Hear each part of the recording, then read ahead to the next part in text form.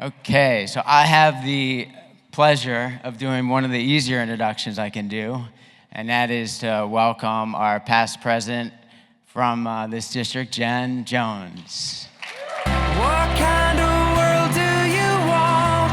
Think anything. Let's start at the start. Build a masterpiece. Thank you so much. And Paul, what a treat to have him here. And thank you for the conversation that you just led. We're going to shift gears a little bit here, and we'll still be talking about influencers to a certain extent, but David, in his own right here, is a very special guest as our Chief Communications Officer and is a very good friend. And so this is an opportunity now to dig in a little bit more to what we do from a communications perspective, from an organization to support you, our clubs. I think there was a comment that you just made between the two of you that I want to jump off on just for a second before we get into brand, because we're going to start talking about that. The comment that influencers are local. And I really love that thought because, you know, we saw Stevie and Dean up here doing something. They're influencers. Like that is big, what we are able to have. The Detroit Club, they use their news anchor, Carolyn Clifford, because she's a good friend of Renee and Adrian. It's like they pull on their things. So David and I have been friends for a lot of years, a lot of years. And one of the things that I think is really amazing about our friendship is that it transcends Rotary. And so I know his kids, he knows my dog. We've been at their house, he's been at ours, he and his wife Kristen. And so, you know, when we work at this level, sometimes we sort of think that we've got this staff team and this volunteer team, but when it really works, it's when we become colleagues and friends. One of the hardest things we went through together was the rebranding of Rotary. Have any of you ever been through rebranding a company? It's hard. It's icky. It's messy. Tell us a little bit about the origins of what we went through to get to the brand, the beautiful brand that we have today. Well, really, it came down to, Jen, I think that when we did global research, it showed that awareness of Rotary was pretty good at the time, but understanding of who we are and what we do was not good. And plus, there was this scattergram of visual representations of what Rotary is. And then the messaging was not clear. We weren't saying the same things when we were talking to people about who we are and what we're about. So we did this deep research with this agency, and yes, I think I went to therapy for a few years after that experience. I was in fetal position on one day at least, yeah. But we made it through, and I think that there's two things that came out of it. One is the visual representation of the logo, and taking Rotary International, you can hardly see it in the old logo, but you can see Rotary very clearly in that visual representation. But that's about 10% of the work. The bigger work was recognizing that who we are, and doing research to make sure that resonates, that we are people that bring people together, we build on our relationships, we have a good time, but we use our professional expertise to do good. And I think that's the key to this all. And then eventually we came up with the People of Action message. Well, and part of the real hard work that we had to do was finding things that resonated at a global level, not just within our North American perspective, but in particular our vision statement. Did you hear when Nick said that this morning, that half the room joined along in saying those words? Yeah, I did. Talk about the victory of the vision statement. Well, really, it's just anytime you want to present your organization, you need to have not just the messaging of who you are, but where do you want to go? And what do you want to achieve? And it should also resonate with the individual member, which I think is what our vision statement does. It's also the basis of how I hear people defining us, even if they don't say the exact phrase, you hear people talking about how we create lasting change. Right. You know, that we bring together people to take action. These are things that really have become part of our DNA, and that, I know that gives you as much joy as it does me. One of the things about our Rotary logo, and you talked about sort of the hodgepodge of logos that we were up against, is getting clubs to be compliant. Yeah. And that sounds like a policing word, but it's about strengthening our brand through consistency. Tell us why that's important. Well, I think overall storytelling is key. And telling a good story means you're doing everything together. You have a compelling story. You really dig into what makes a really good story.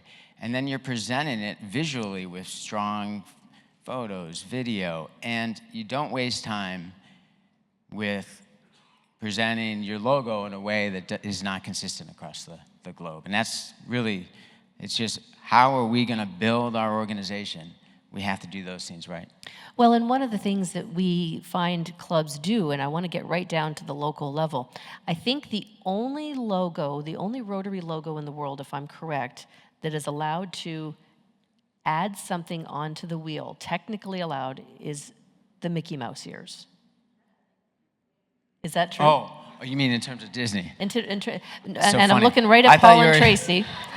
No, I thought you were talking about Rotary. no, the Rotary wheel, because Right. you know, we all get creative. Yep. We put, you know, whatever our fundraiser is. Yep, you're right. We put a glass of wine right on top of the wheel because we're trying to have fun. You know, we've gone through several different exercises where we need to make sure that the wheel is clean and clear and not obstructed. No doubt. But I do think the ears are the only one in the world that we can do. Yeah. So why is it important that it stands alone? And I'm gonna use a phrase that Liz Smith coined early on in this whole process. I love the way she said it. She said, "We pulled our first name out of Rotary International and placed it next to the wheel for recognition." And has that worked? I mean, it's really that, and the fact that we're becoming much better across the globe at telling our messaging. The research has shown that we've improved both awareness and understanding. And what essentially the communicative name, what people call our organization, is Rotary. So we're global. Let's just bring that out and make it prominent and talk about, you know, who we are right after it. And this is one bugaboo. I'm just going to use executive privilege at the moment. It drives me around the bend when people call it the Rotary. Anybody else hear that? Yes. So when you hear your good friends doing that, please correct them. Yeah. It is not the Rotary. It's funny you say this because my wife did that for a long time. And eventually I was like, okay, we got to stop it. So Kristen's here in the audience. And Sorry for throwing you under the bus, Kristen. Yeah.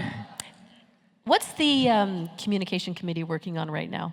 Well, I think the big thing is we need to encourage and help Rotary members understand the importance of telling your story, and not just any story, a compelling story. So you remember when we went on the Imagine tour, we went to Zambia. Yes. And we could have just gone and told a story about that project, which was a programs of scale with $6 million and working to, you know, train thousands of health workers, et cetera, et cetera. But instead, we dug deep and we found the compelling aspects of that. And you could probably talk to this better than I, but it was the fact that it was a measurable outcome. The community was involved. 90% reduction in malaria was the goal in those provinces. And then we talked to our Rotary member friend, Martha, and maybe you can talk about that. Well, we had a chance to actually we had a television crew with us, and we were able to sit and talk with a father and a son.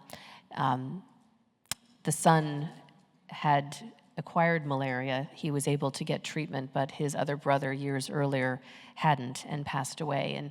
And I won't go into the depths of the conversation because it would be too long for right now. But when you hear the personal testimony of someone whose life has been changed, touched, altered, in some way. That's what moves us. And there's a story that many of us tell, and whenever I'm trying to educate people on telling stories, there's a couple of different lessons. It doesn't have to be your story. You just have to frame it properly. So you can say, I was at a district conference this weekend and I heard a speaker and this is what they said and it moved me this way. It's not yours, but you get to use it, you get to harness it. And there's one story that I always share because it's so short, but it's so powerful. And our good friend Amanda here is from Minneapolis and in the same club as one of our past Rotary International directors, Tom Thorfinson. And he used to tell this story all the time, I'm sure you've heard of it, but how he and his friends used to go to the DR, the Dominican Republic, and Haiti to do water projects. And one day they were standing talking with the village elder, and she said these words. She said, when the well was built, the children stopped dying. Do you need to hear any more than that? You don't.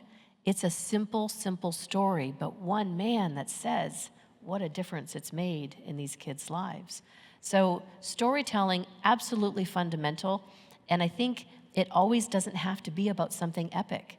It can be about something simple in everyone's life, right? Right, for sure. And I think the one big thing that we want to emphasize is what I love about that project is just the community health workers. The community is involved. It's not Rotary coming in and doing this. We're doing this together. And I think that's a big part of storytelling in the 21st century. I mean, that's what it's about. And we're having measurable impact. And I think those things are really key. So our focus is how do we help Rotary members tell their story and use your voice. Use your voice to tell a story in whatever way you can, whether it's social media, whether it's working with the news media, or whether it's just word of mouth. We're a people-to-people organization. And word of mouth actually is what allowed us to grow to 1.2 million members. So it is actually a way in the world of influence, you talking about an organization to your friends and acquaintances is going to build our brand. Well, and I think we almost could call this next-gen communication, like next generation, because we want to move our audience away from telling the facts and figures.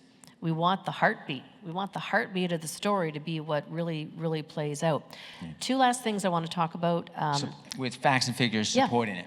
Facts and figures supporting it, absolutely, because that then gives the credibility and impact is what we are truly focused on as an organization. What is the legit impact that we are making in a community? That's really fundamentally important.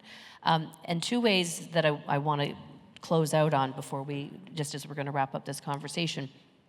Social media has been, I mean, obviously at the forefront of how we've communicated and moved our communication, as well as the transformation of our magazine and the introduction of our podcast. Tell everybody a little bit about sort of these three elements, because they're really, I mean, they are world-class examples. Yeah, we have I'm proud of the operation that we run in the communications team at Rotary International. We're global thinkers. We're very good at what we do. Our social media growth has been phenomenal. We have more than 3 million fans and followers across all of our channels. It's super strong. The content is really strong. If you want to know what's happening in Rotary, follow one of our channels. And then the podcast is, I'm just thrilled with the podcast. And I urge anyone to go wherever you get your podcasts, Rotary Voices podcast. We started it a couple years ago. And it is top quality work from really good journalists and Jen Jones occasionally as well, doing interviews with folks and talking about what Rotary does. And it's reaching a new audience. And we're at more than 700,000 listens across the which is podcast. Amazing. Yeah. And I think that one of the highest trending ones was perhaps what it was like to be the first gentleman. Nick Krajicic, you might have done one of these podcasts. Magazine. And the magazine, we run at our headquarters, the Rotary Magazine, for North America, and 1/3 of our subscribers are across the globe. And then we have 33 other magazines across the globe that are run independently. But we've really, I mean, I think it's a great way, if you're looking for a story to tell in your community about what Rotary does, I think the magazine is the place to go, to find your stories. Well, and I think that's a drop the mic moment because we all get the Rotary magazine. How many of you realized we actually do it in 32 other countries to accommodate all of the world so that we're getting the same consistent information? That is mind-blowing. And that your team manages that is Herculean. Last thing, our new program, the Rotary Global Ambassadors, we've just launched it back in the fall, and why is it important that we're doing this? Well, there's two aspects of it, and you can talk more on the Global Ambassadors program that we just launched, but it's really an extension of what I talked about with Paul and making it global, and not just doing it for polio. We're moving to all the areas of focus where we could have, like Gabby is clearly identified with literacy, and we want to find others who will join us in that effort. We also are really focused on influencers as well on the social media side. So for example, the chef Rick Bayless, a Chicago chef, and he went with us to Taiwan, and his social media following is excellent, and he went to Rotary projects. He cooked with a Rotary member at a Rotary project that was intended for food insecurity. He's going to post that and also promote the Taiwan Convention. So we're kind of focused on both areas. Well, and we've launched it with 4. So as you just mentioned, and then Simbangale Lobongo came to Zambia, or rather Uganda, and has done so much social for us, but just attended a district conference and is going to be at the convention. We're going to interview her there, and she's going to be interviewing people in the field where we're there. Archie Punjabi, who many of you'll know from TV series, has been very involved in our polio work, has traveled with us for polio. And Kat Graham, who many of you will recognize, also doing a lot of work for us in the area of peace. So those are at the highest level.